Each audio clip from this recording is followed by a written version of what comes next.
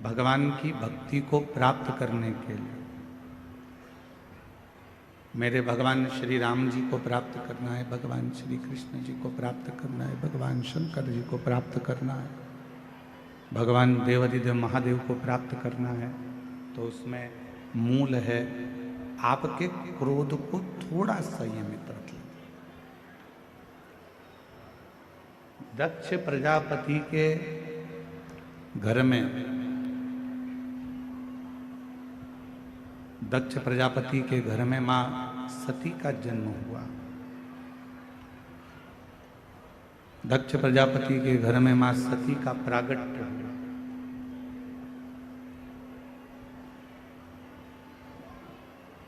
और माता सती का जन्म जब दक्ष प्रजापति के घर में हो गया, मां सती प्रकट हो गई, मां सती का प्रागट्य हो गया।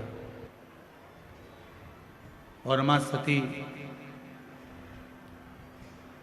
जब दक्ष प्रजापति के घर में जन्म ले लेती हैं, प्रकट हो जाती हैं, जन्म धारण कर लेती हैं, प्रागट्य उनका हो जाता है, भगवान देवादिदेव महादेव की वो अर्धांगिनी भी बन जाती हैं। पर अर्धांगिनी बनने के साथ में एक काम मां सती नहीं कर पाई, अपने क्रोध को संयमित नहीं कर पाई, अपने क्रोध को वो काबू में नहीं कर पाई। मेरी जीजियों, मेरे जीजाओं, मेरी बेटियों, बेटाओं, मेरी माताओं, मेरे बुजुर्ग माता पिता, एक बात का स्मरण अपने भीतर रखिएगा, अपने अंदर इस बात को उतार कर रखिए कि परमात्मा को पाने के लिए सबसे ज्यादा जरूरी है अपने क्रोध का थोड़ा सा त्याग। शंभु, अपने क्रोध को थोड़ा सा दूर कर दें। अब अपन सोचें कि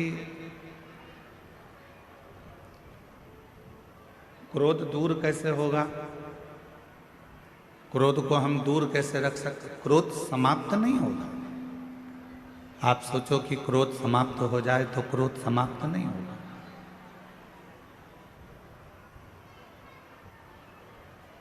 क्रोध थोड़ा सा दूर हो सकता है पर समाप्त नहीं हो सकता। जैसे चूल्हे के अंदर थोड़ी सी चिंगारी रहती है, वो कब आग बन जाती है मालूम नहीं पड़ पाता। चूल्हे के अंदर थोड़ी सी चिंगारी रहती है, वो कब अग्नि का रूप रख लेती है, कब बड़े अग्नि का स्वरूप धारण कर लेती है, पता नहीं चलता।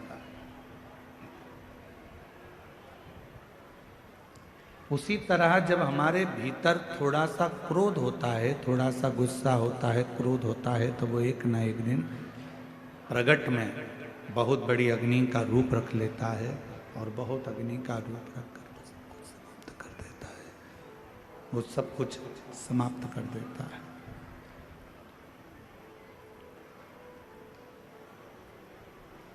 इसलिए मां सती का मां सती का जो चरित्र है, माता सती की जो कथा है, मां सती की जो कथा है, मां सती का जो चरित्र है, वो हमको ये दर्शन करा देता है कि हमें मां सती भगवान शिव जी के करीब में रही, पास में रही, नजदीक में रही, उसके बाद भी मां सती क्रोध को काबू नहीं कर पाई। जैसे एक चरित्र मिलता है भगवान स्वयं मैया यशोदा और भगवान कृष्ण का। एक बार मैया यशोदा ने थोड़ा सा क्रोध किया और लाला पर अपनी एक छड़ी पड़ी थी, वो छड़ी को उठा लिया और भगवान कृष्ण मैया यशोदा जी से बहुत दूर रहे। कहते हैं एक दिन, 2 दिन, 3 दिन तक भगवान कृष्ण अपने बाबा नंदराय जी के विश्राम किया, मैया के पास ना। क्यों? क्योंकि मैया यशोदा जी ने वो छड़ी अपने पास में रखी। मेरा परमात्मा आपके करीब में कब आता है? जब आपका क्रोध दूर हो जाता है। और जैसे ही क्रोध आपका दूर हुआ, परमात्मा आपके करीब में आ गए, भगवान आपके नजदीक में आ गए। इसलिए जरूरी है कि भजन करते समय, तप करते समय, साधना करते समय, व्रत करते समय, उपवास करते समय, भगवान का स्मरण करते समय अपने भीतर कितना भी क्रोध आए, उस क्रोध को थोड़ा सा दूर कर दे। समाप्त नहीं हो सकता।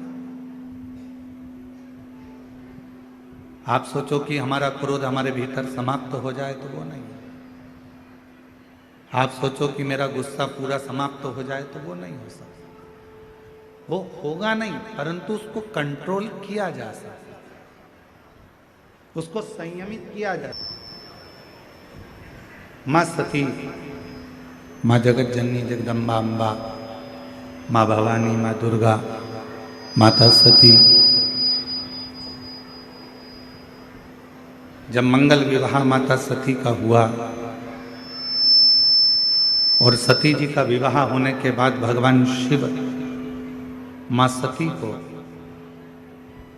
नंदी पर बिठाकर कुंभज बाबा के आश्रम में कथा श्रवण कराने के लिए लेकर जा। थोड़ा ध्यान दीजिएगा कथा पर।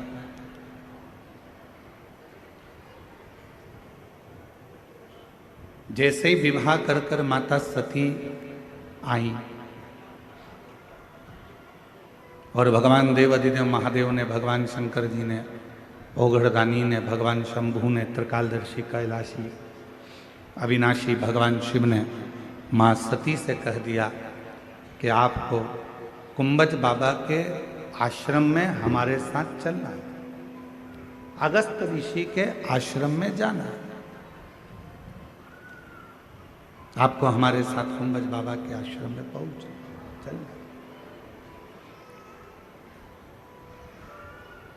सती मैया ने कहा ठीक है, अगर आप कहते हो कि कुंभज ऋषि के आश्रम में जाना है, भगवान अगस्त ऋषि के आश्रम में जाना है, तो हम चलेंगे, उसमें क्या। पर पूछा कि कुंभज बाबा के यहाँ जाने का कारण क्या है, क्यों, किस लिए?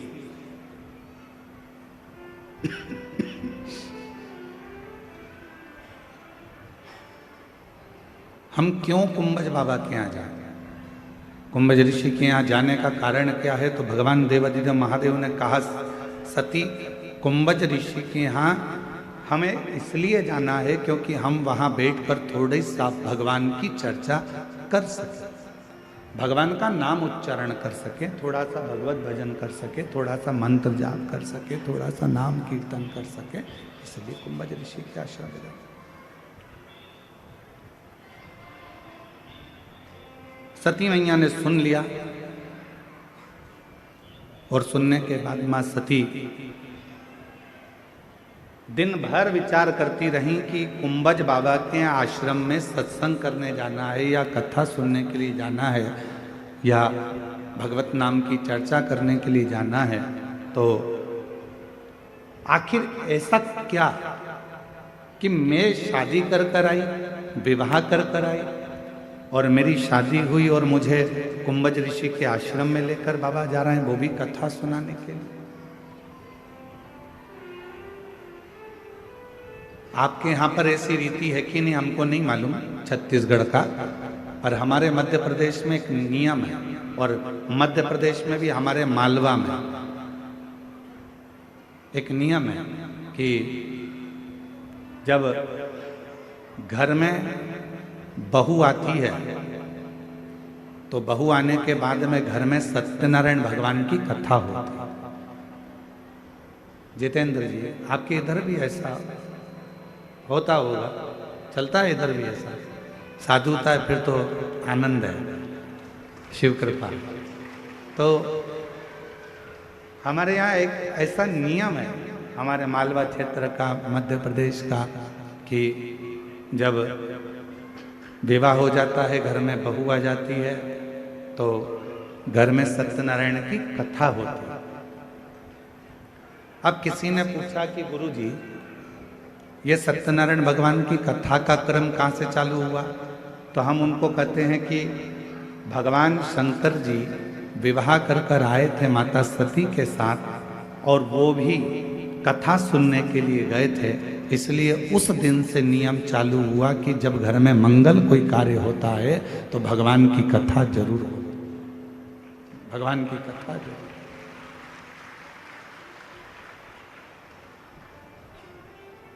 घर में कोई भी मंगल कार्य होगा तो भगवान का कोई शुभ कार्य होगा तो कथा होगी, मंगल कार्य होगा तो कथा होगी।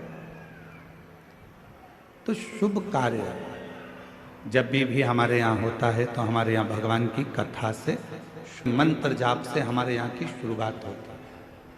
तो हम भी आपको यही कर रहे हैं, प्रतिदिन आपके जीवन की रोज की अगर शुरुआत आपको करना है तो एक लोटा जल भगवान शंकर के मंदिर में चढ़ा कर जाओ और अपनी जिंदगी की रोज की शुरुआत करो, तो आपकी जिंदगी उन्नति की ओर बढ़ती चलेगी।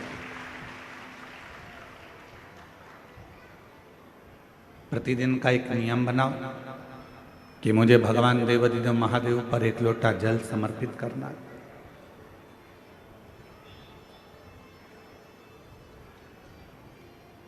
वो भी नहीं कर सकते तो प्रतिदिन एक नियम बनाओ कि हम हमारे घर में बैठकर श्री शिवाय नमस्तुभ्यं,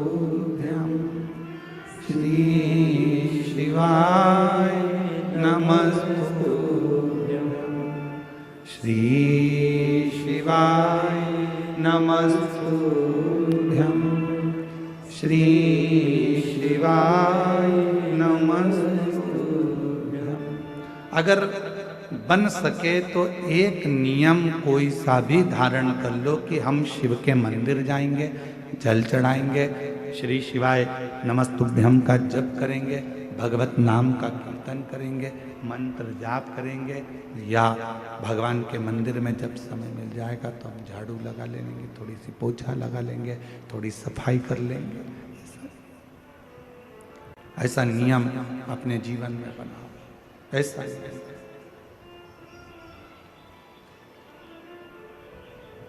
और जिसकी जिंदगी में कोई भी एक नियम प्रारंभ हो जाता है तो परमात्मा भी उस नियम को पूरा करने के लिए उसको बल प्रदान करते रहते हैं और उसका हाथ पकड़कर चलते रहते हैं।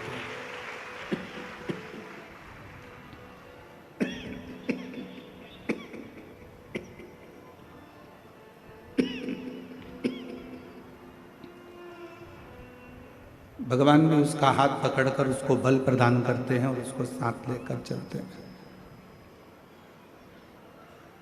कोई एक नियम अपनी जिंदगी में बनाए, कोई एक।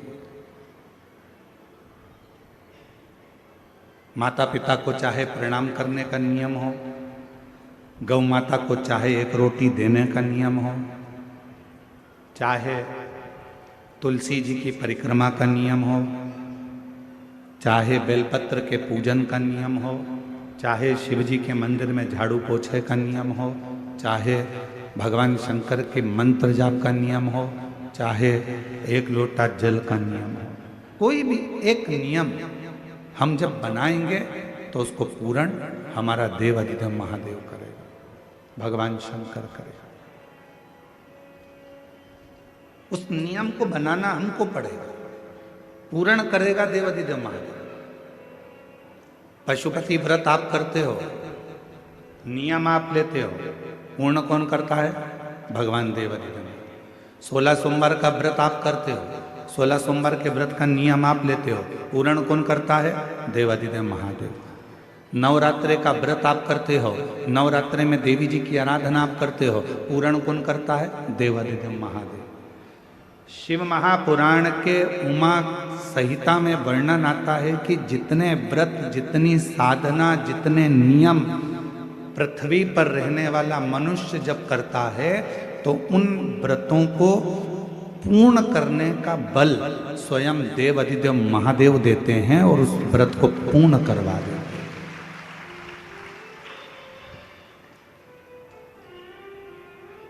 बल देते हैं भगवान शिव, शक्ति देते हैं भगवान शिव।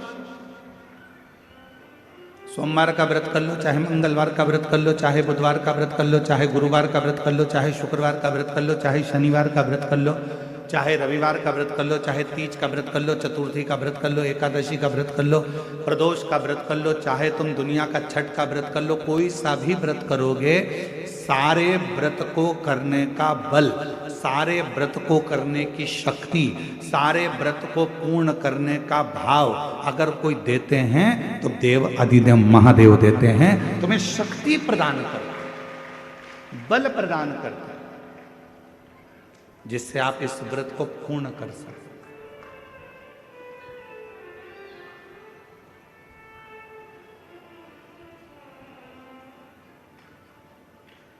और वो शक्ति कोई दूसरी जगह से नहीं मिलेगी, वो शक्ति मिलेगी आपको भगवान शंकर की अविरल भक्ति से, वो शक्ति मिलेगी आपको भगवान के भजन से, भगवान के मंत्र जाप से, भगवान के स्मरण से।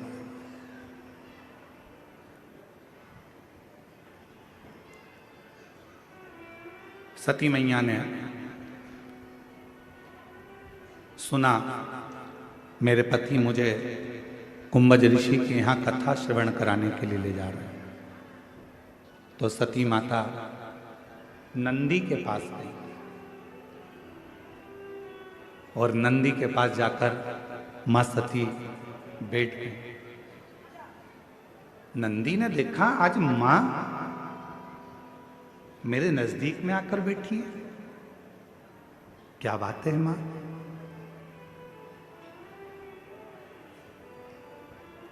आज मां सती जो भगवान देव अधिदेव महादेव की अर्धांगिनी है, जो भगवान शंकर के साथ कुंभज ऋषि के यहाँ कथा सुनने जाने वाली हैं, जो अगस्त ऋषि के यहाँ पर कथा श्रवण करने के लिए जाने वाली हैं, वो माता सती आज मेरे नजदीक में आकर बैठी है। हम भी आपको कहते हैं, जब जिंदगी में थोड़ी सी भी तकलीफ हो, थोड़ा सा भी कष्ट हो, थोड़ी सी भी अगर दुख हो, तो शिव जी को जल चढ़ाओ, बेलपत्र चढ़ाओ, और कोई मन में अगर दुख है तो नंदी के पास 2 क्षण बैठकर अपने मन की बात नंदी से जरूर कहो। क्यों? शंकर भगवान से सीधे आप अपने मन की बात नहीं कह सकते, तो नंदी के कान में जब आप कुछ कह देते हो तो नंदी के कान की बात भगवान शंकर के हृदय तक पहुंच जाती है और शिव जी उसको स्वीकार करते हैं।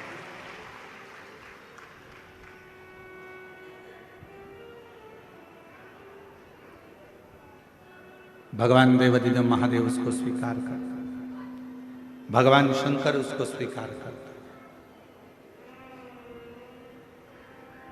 किसी के यहाँ पर जब बच्चे नहीं होते, 10 साल हो गए, 15 साल हो गए, 20 साल हो गए, 25 साल हो गए, 30 साल हो गए, मन से हिम्मत मत हारना कि मेरे घर बच्चे नहीं है, मैंने इलाज भी करवा लिया, सब दूर चली गई, सारे देवताओं के यहाँ गई, गोदी भी भरवाई, झोली भी भरवाई, नियम भी लिए, बहुत सारा, बहुत पूजन पाठ भी कर ली, फिर भी मेरे घर में बच्चे नहीं है, तो दुखी मत हो, टेंशन मत लेना। रजो धर्म का जब 7वां दिन हो, तब 7 दिन पूर्ण होने पर बाबा की कृपा से सफेद आंकड़े की जड़ को लो और लाल धागे में उसको, उस जड़ को लेकर जाओ और दोनों पति पत्नी मिलकर उस जड़ को निकालकर